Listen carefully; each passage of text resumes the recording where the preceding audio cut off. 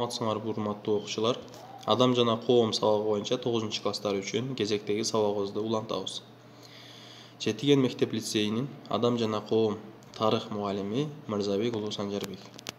Биздин бүгүнкү темабыз киреше жана чыгым. Каралуучу суроолор: бюджет, номиналдуу жана реалдуу киреше.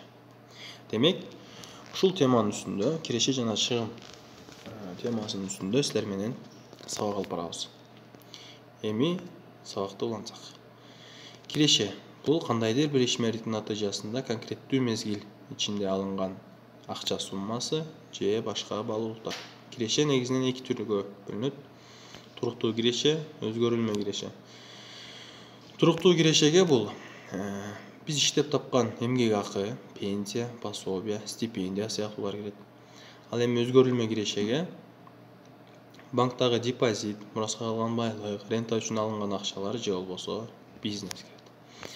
Киреше булактары болуп, ошо эмгек акы, ишкердик акы, эле пенсия, пособие, стипендиялар эсептелет. Эмгек акы бул эмгек кодексине жараша жанагы бир жумушка киргенде эле эмгек келишими түзөт. Эмгек келишиминде канча каражат алышы, кайсыл убакта алышы бардыгы белгиленген. Туруктуу да болот. Башка айтканда айына же болбосо ошол келишимге карап туруктуу белгиленген учурда эмне алып турат эмгек акын. Ишкердик акы бул акы өлчөмү ошол ишкердин өзүнө көз каранды болот. Кепилдиги жок бир чети. Эгер иши жакшы болуп жүрүшпөсө, эмгек акы караганда бул жакшы, эки эсе пайда табат. Ал эми ошол эле маалда иши жүрүшпөй калса, демек банкротко учурап калышы коркунучу бар. Пенсия, пособие, стипендия булар мамлекет тарабынан берилет, бирок аз өлчөмдө. Анан дагы баарында эле бул мүмкүнчүлүк боло бербейт. Мисалы, пенсия бул белгилүү бир жаш куракка жеткенден кийин пенсияга чыгат. Ал эми стипендия бюджеттик отурумга отурса, анда да жакшы окуса гана стипендия берилет. Эми адистер айтып кеткендей эле, адистер кеңеш берет. Ар дайым киреше булактарын издеп тургула дейт. Анткени канчалык акчаң көп болбосун, канчалык кирешең көп болбосун, эгерде жанагы бюджетке киреше булактары болбосо же киреше түшүп турбаса, сөзсүз ал акча түгөнөт. Анткени биздин чыгымдарыбыз бар. Чыгаша бул адамдын муктаждыктарын канааттандыруу үчүн же ар кандай кырсыктын кесепеттерине жумшалчу акча же мүлк. Чыгымдарды дагы биз 3кө бөлүп карайбыз: күнүмдүк, капиталдык, күтүүсүз. Эми бул чыгымдарды токтотуп коюуга мүмкүн эмес. Мисалы, күнүмдүк чыгым адамдын муктаждыктарын канааттандырууга жумшалган чыгашалар. Мисалга, коммуналдык кызматтар, кийим-кече, азык-түлүк, башкача айтканда бул сөзсүз түрдөгү чыгымдарга кирет. Яни бул чыгымдарсыз жашоо жүргүзүү мүмкүн эмес.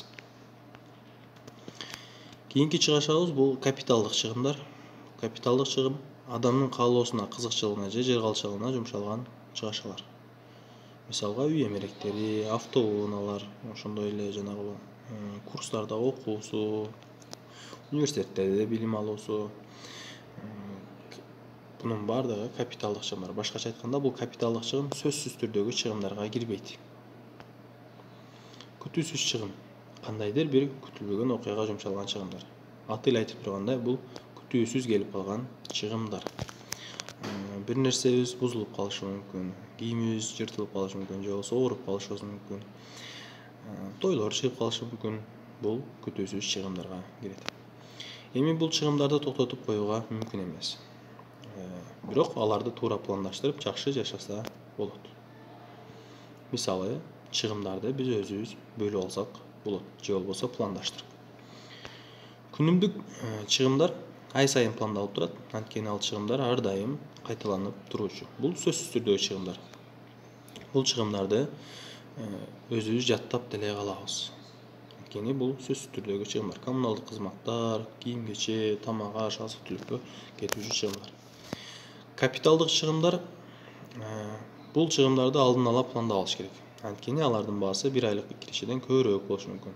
Башкача айтканда, эгерде бир нерсени сатып алгыңыз келсе, бир эмерек, бир машинаны сатып алгыңыз келсе, аны алдын ала пландаштырып, ага акча топтошубуз керек. Башкача айтканда, бардык болгон акчабызга аны сатып алып койсок, жогорудагы сөзсүз түрдөгү чыгымдарга акчабыз жетпей калышы мүмкүн. Күтүүсүз чыгымдарда атайын резерв түзүп коюу зарыл. Адистер бул чыгымга 3 айга жете турган акча топтоп коюуну кеңеш беришет. Башкача айтканда, бул күтүүсүз чыгымдарды эч ким билбейт. Аты эле айтып турганда, бул күтүүсүз. Ошондуктан аны дагы алдын алууга болбойт, бирок даярданса болот. Киреше менен чыгашанын планы бюджет деп аталат. Бюджет сөзмө сөз которгондо бул капчык, баштык деп которулат. Ал эми аныктамасы бул белгилүү бир тараптын белгилүү бир убакытка, көбүнчө 1 жылга орнотулган чыгашалардын жана кирешелердин схемасы. Бюджет аны ким түзүп жатканына карап 4кө бөлүнөт. Жеке бюджет, үй бүлөлүк бюджет, фирма же бир мекеменин, организациянын бюджети, мамлекеттин бюджети. Эми бюджетти кантип аныктоо керек? Таблица номер 1 катары көргөзөбүз. Киреше менен чыгымдардын схемасын түзүп алабыз. Биринчи, кирешелер боюнча киреше булактарын аныктайбыз. Бир айда канча киреше келет, же болбосо кандай киреше булактарыбыз бар. Андан соң чыгымдарыбызды эсептейбиз. Жыйынтыгын кирешени X менен, чыгымды Y менен белгилейбиз. Айырмасын кирешенин өлчөмү чоңбу же чыгашабы, ошонусун аныктап алабыз. Ушул киреше менен чыгашадан чыккан өлчөм же болбосо киреше менен чыгымдын планы бюджет деп аталат. Мисалы, биринчи диаграммада көрүп тургандырдай, кирешенин өлчөмү чыгашадан көп болсо, бул бюджет профицит бюджет деп аталат.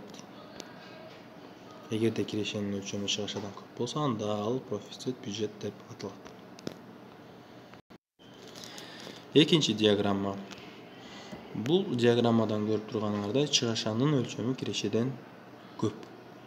Демек, бул дефицит бюджет деп аталат. Үчүнчү диаграммада киреше менен чыгашанын көлөмү бирдей. Бул туруктуу бюджет деп аталат. Мисалы, бир үй бүлөнүн бюджетин мисалга алалы.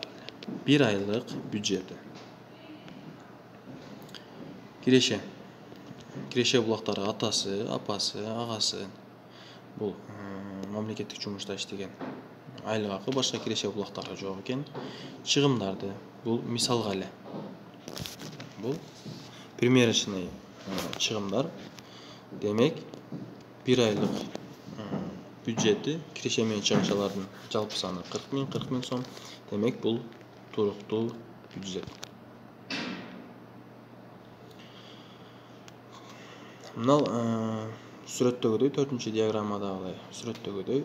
Демек, силер киреше менен чыгашанын өлчөмүн санап көрүп эле, ал бюджет кандай бюджет экенин билип алсаңар болот. Ал профицит болушу мүмкүн, дефицит болушу мүмкүн, же болбосо туруктуу. Эми биздин кийинки бул немец окумуштуусу, экономист, статистик Эрнест Энгель.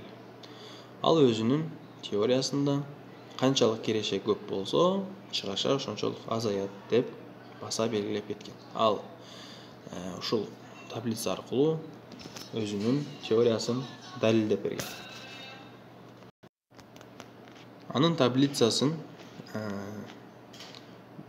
жалпак тилде түшүндүргөнгө аракет кылайын.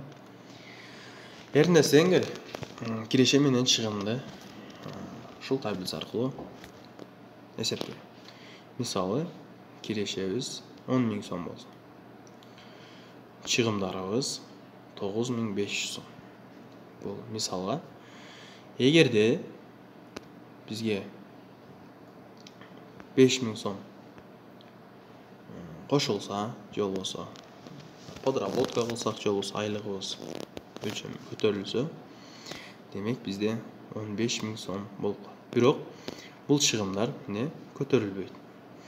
Бул жерде баса белгилеп кете турган нерсе, бул чыгымдарга маани берсеңер, бул жерде сөзсүз түрдөгү гана чыгымдар жазылган, капиталдык эмес.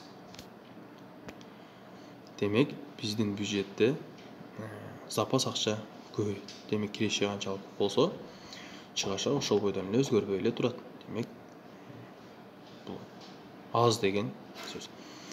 Ал эми киреше канчалык көп болсо, чыгаша да ошончолук көп болот деген ката сөз. Бул капиталдык чыгымдар дагы көп болот. Бирок мына күнүмдүк чыгашалар ошол бойдон эле калат. Адистердин кеңеши. Экономикалык жактан эч кимге көз каранды болбой, эч нерсеге муктаж болбой жашагың келсе, же жакшы көргөн нерсени сатып алгың келсе, анда өз бюджетиңди оңдо. Киреше булактарын изде. Киреше булак жок болсо, анда ашча чыгымдарды азайт. Кийинки темабыз бул номиналдуу жана реалдуу киреше. Бул термин эмгек акыга тиешелүү. Эмгек акы номиналдуу жана реалдуу болот. Мисалы, биз алган 1 айлык эмгек акыбыз, колубузга тийген наличка акча бул 10.000 сом. Бул номиналдуу деп аталат. Ал эми биз ошол 10.000 сомго алган товарлар, же болбосо продукция, коробка менен берилген реалдуу болуп эсептелинет. Эгерде силер кайсы бир кесиптин эмгек акысы көтөрүлүптүр деген уксаңар, мисалы 5000 сом кошулсун. Бул 15000ге мурда 10.000ге 3 эле коробка ала алган болсок, 5000 кошулат атпайбы? 5000ге биз дагы 2 коробка же болбосо продукция ала алсак, демек бул реалдуу эмгек акынын көтөрүлгөнү болот. Кийинки таблица менен түшүндүрүүгө аракет кылайын. Бул жерде бөлүнгөн. Биз колубузга тийген акча номиналдуу, ага иштетилген алынган продукциялар, кызматтар бул реалдуу. Демек номиналдуу акчабызга 5000 сом кошулду дейли. Демек бизде 15000 сом акча ал. Бул номиналдуу. Ал эми ошол эле маалда бул өлкөдөгү коммуналдык кызматтар, азык-түлүк баасы же болбосо продукциянын баасы көтөрүлбөй мурдагы абалда калса, демек ошол эмгек акы реалдуу көтөрүлдү дегенге жатат. Жок,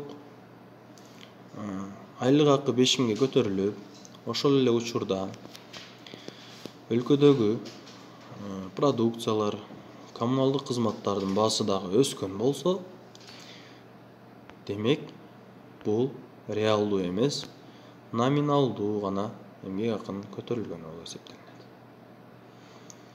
Биз силер менен чыгаша жана киреше тууралуу кыскача видео сабак кылдык. Бул жерде силерге QR коддор берилет. Аны сканерлеп, өтүлгөн тема боюнча тапшырмаларды аткарып, өзүңөрдү сынап алсаңар болот.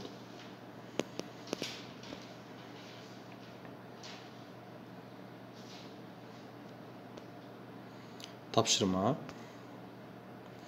Бюджеттин 3 түрүнө презентация даярдайсыңар. Бул деген профицит, дефицит, туруктуу бюджетке реалдуу жашоодон алып 3 презентация даярдайсыңар. Кандай бюджет болсо, ал маанилүү эмес. Үй бүлөлүк бюджетпи, мамлекеттикпи же бир организацияныкыбы болгону ушул бюджеттин 3 түрү кездешсин. Экинчи тапшырма. Кайсыл кесиптин эмгек акысы көтөрүлдү? Ал реалдуубу же номиналдуубу? Аныктайсыңар. Бул дагы факт болуш керек. Башка айтканда, реалдуу жашоодон алсаңар болот. Көңүл бурганыңар үчүн чоң рахмат. Ушуну менен биздин сабагыбыз аяктайт. Саламатта калгыла.